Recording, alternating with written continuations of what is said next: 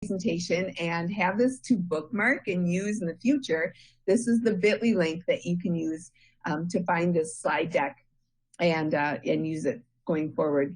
So today we're going to talk about quite a few different types of tips and tricks. We're going to talk about some navigation tips and tricks, a lot of extensions, because extensions are really what run a Chromebook browser. You know, Chromebooks run on the Chrome browser, and extensions are what can really up our game as far as using them to their fullest potential.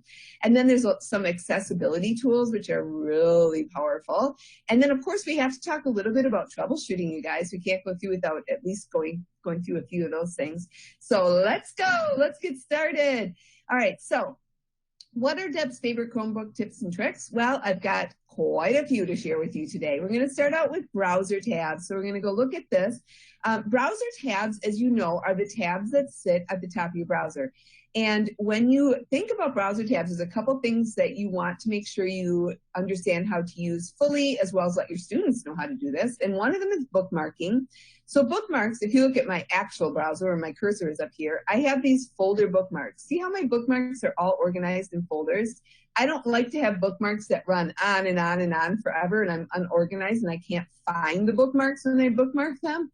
So what I do is I create folders, and to create a folder, you just right-click anywhere other than on one of your bookmarks. So I just did a right-click right here, and then you can see there's add folders. So then you can add a new folder. You can name it whatever you'd like. I have plenty of folders. I even have folders in folders, you guys. I've got a lot of them. And then anytime I bookmark a site, I put it in a folder instead of letting it just sit out somewhere on its own. Now, bookmarking a site is as simple as clicking the little star at the end of the URL. So if I wanted to bookmark this presentation right now, I could go to Add Bookmark. And from there, I could choose the folder I want to put this in. And since this webinar is for Simple K-12, I'm just going to put it right in the Simple K-12 folder and say Done. And now every time I come to Simple K-12 to that folder, that bookmark will be sitting there, and I can open up this presentation whenever I want. So it makes it really easy to stay organized by using the folders. Now, the other thing to know is when I click that star, did you notice there's also an add to reading list? Are you guys familiar with the reading list in Chromebook, in Chrome?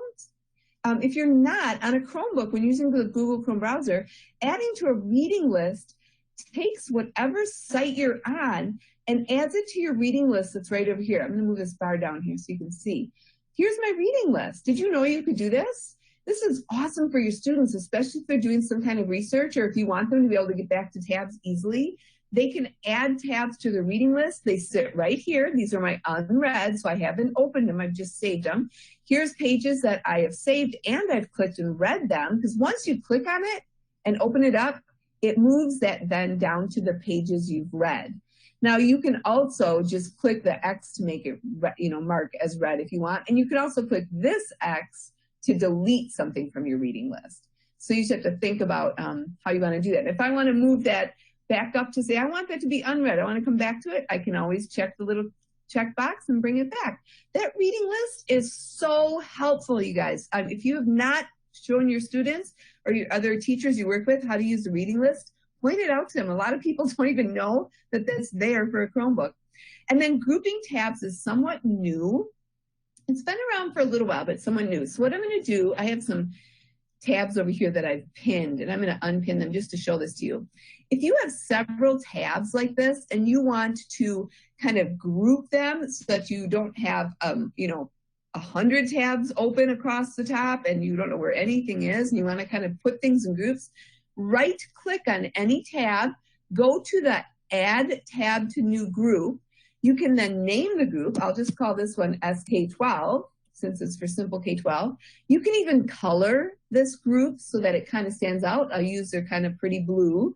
And now this is something we'll be using in a minute. This is part of a group for Simple K-12. And then if I go to my next tab, right click, add to group, I can see my groups there. I can now add this tab to the group.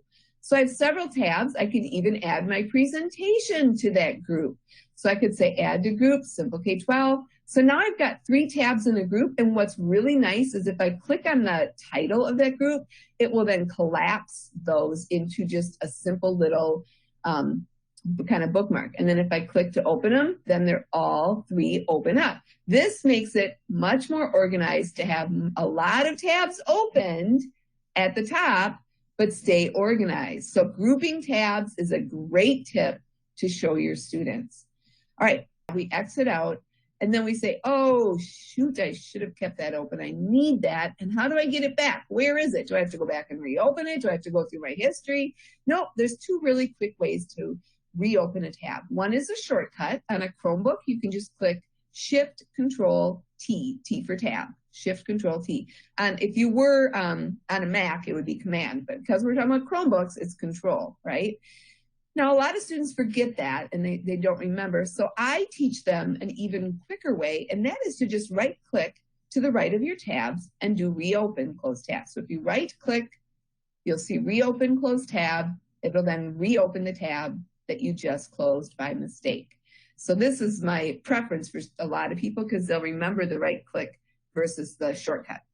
Next, we're going to talk about splitting tabs, something that many students need to be able to do on a Chromebook, especially if they're doing work that needs to be side by side and they get frustrated not be able to have, having to go from one tab to the next and one tab to the next, but not be able to see them both at the same time. So for this one, I recommend a quick little extension called Dual S, and it works like a charm. So let me show you how this works. I'm going to go over here to just one of my tabs. I'll choose this one, this text blaze, and you'll learn more about that in a minute. And then I'm going to go to my extensions, a little puzzle piece, and I'm looking for the one that's called Dual S, and I just got this off the Chrome Web Store. When you click it, it gives you options. How do you want to split? It even gives you sizing. Like, do you want a 3:7 ratio, 4:6? Do you want them just even, 5:5? How do you want to split them? In this case, I'll just do an even split. And so it's going to take the tab I'm on right now and split it with my other tabs. So when I do this, I now have a very quick side by side. I have this page that I was looking at, and I have my other tabs right next to it. And if I want to bring it back, I just go to my puzzle piece. I go back down to the Dual S, and if I want to put them back together, I just choose the bottom option, number 1, and now everything's back together the way it should be. So that's what I recommend for splitting tabs, and I think it's one of the nicest ways to do a side-by-side view using the Chromebook in the Chrome browser. Open. You can search your open tabs. To do that in a Chromebook, right up in the top right corner is a little down arrow that will do a search tab. Did you guys know this exists? It will show you the tabs that you have opened. It'll show you recently closed tabs. That's another great way to open a tab that you may have closed by mistake. It's just to look down here. But you can search. So I know I only have about 5 tabs open, but if I had about 50 tabs, oh my gosh, how am I ever going to find what I'm looking for? I can actually search here. So I could search for like Simple K-12 and find the tab that's on and click on it. So it lets you actually search your open tabs. You guys, I'm telling you, you got to know these tips and tricks, and you have to share them with your friends. Okay, let's move on to extensions, which, like I said, they are the thing that often are the magic of a Chromebook to take it to the next level. So if there's one extension that you get today after this webinar, please let it be Extensity. Have you guys heard of Extensity before? I'm curious because I find that it's become much more popular over the last year. Just, I think, because of all the people in at-home learning and the need for this extension. And I've been using it for years and years, but the need for this really kind of exploded last year. So what is Extensity? Extensity is a way to very quickly and easily enable or disable your extensions. So it kind of runs your extensions. And extensions can often bog down the Chrome browser. If you get too many of them, the browser starts to run slowly, or some of your pages may not open really well on the web. So you want to be cautious and only have your extensions that you truly need opened at the time, and then disable them or turn them off when you don't need them. So here's Extensity right up here in my extensions. And what it does is it lets me quickly come through my list of extensions and see which ones, the bold ones, are enabled or turned on, and then which ones are not turned on. Those are the grayed out ones. And I can quickly come in here and say, okay, I don't need Dual S right now. I've used that one. I'm just going to click it, and now it's disabled. So it's not going to run unless I come back and turn it back on. But this is such an easy way to quickly say, I don't need Giphy right now. Okay, I don't need this, I don't need that. I can just turn the ones I don't need on and just disable them in one quick spot. So if you don't get any other extension, please get this one and control yourself with your extensions so your Chrome browser runs at its best on the Chromebook, right? Okay, the next extension I want to talk to is called Link to Text Fragment. This is awesome if a teacher wants to share a website with students, but they don't necessarily need them to see the entire website. They want them to focus in on one particular part of a website. Or if a student's sharing something on the web and you're like, I'm not sure that site is very long, I'm not sure what you're talking about, but they can use this extension to share the specific part that they're looking at. So here's how it works. I'm going to go here to the simple K-12. But anyway, let's say I wanted to share just this particular part of this website with some colleagues, right? What I can do, and I already have this extension from the Chrome Web Store. And I should mention, anything I share today, if you don't have it, I have a link. It says click here to get the extensions. You can go there and add it if you don't have it, okay? But I already have it. So back to my blog, I can highlight part of a web page, right-click on it, and then I'm going to see copy link to selected text. And then it turns it kind of like a highlight, right? Yellow for a second. Now, if I share that link with anybody else, and I'm just going to paste the link in my browser to show you, what it will do is load that web page, but take you right to the part that's linked, and it'll be highlighted. So it's really nice that that link can take you to the specific part of the web page that you want to share.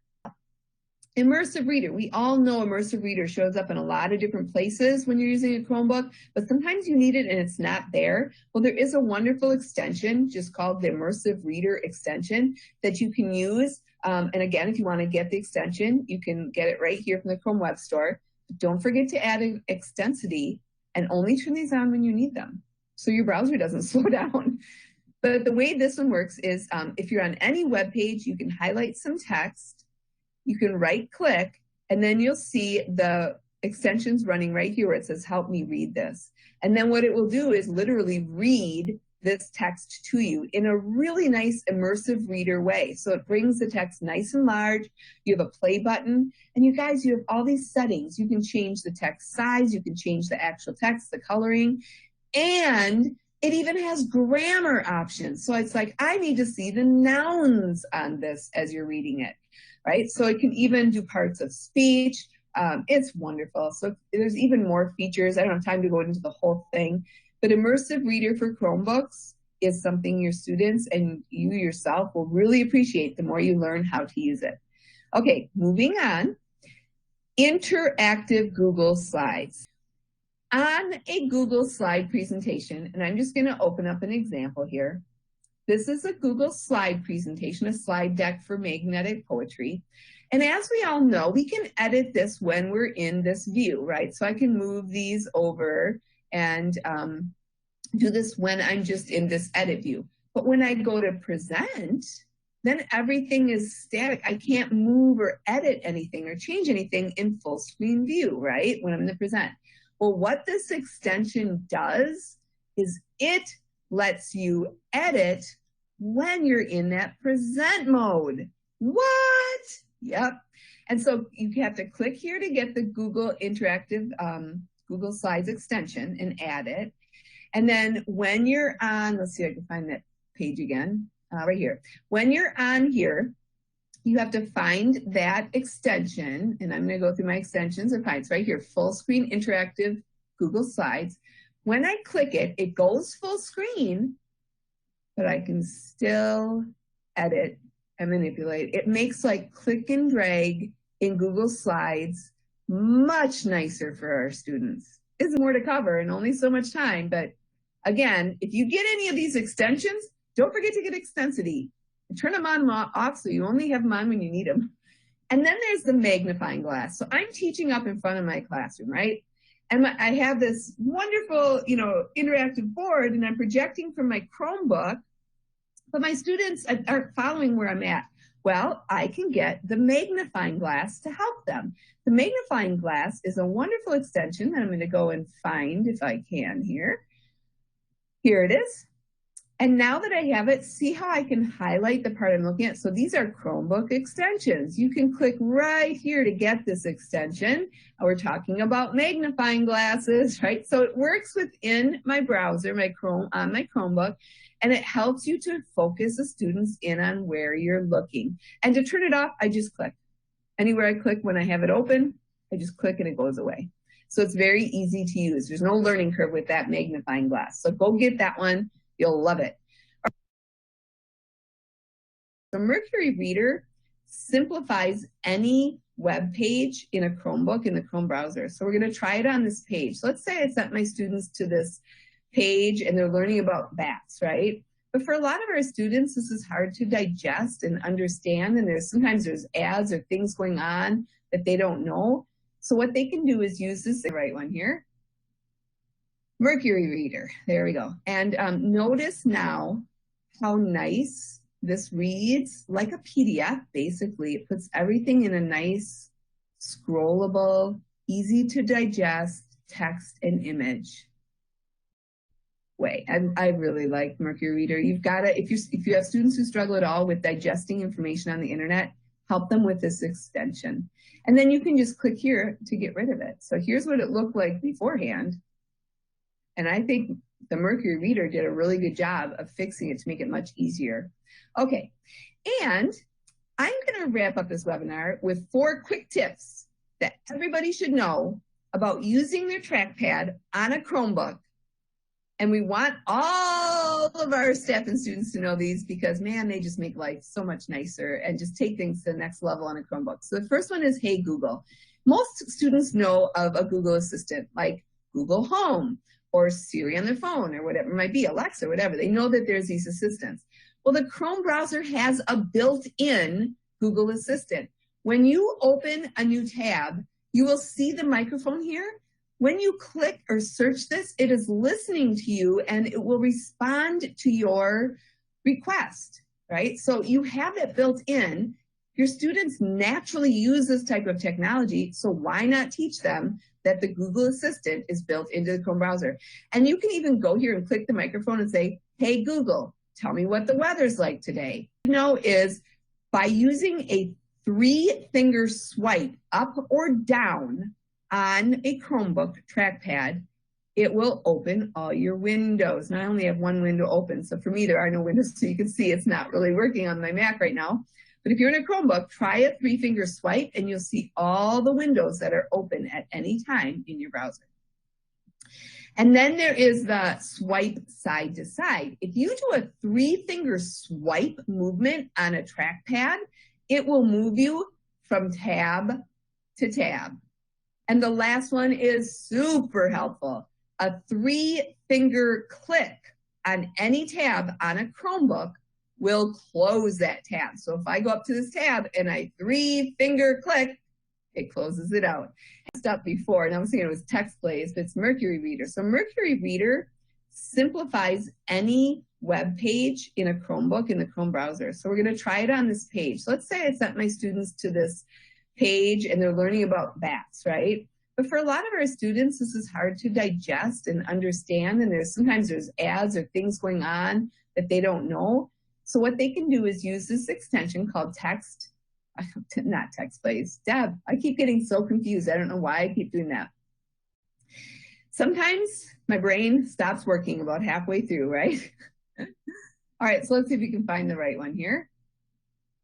Mercury Reader. There we go. And notice now how nice this reads, like a PDF, basically. It puts everything in a nice, scrollable, easy to digest text and image way.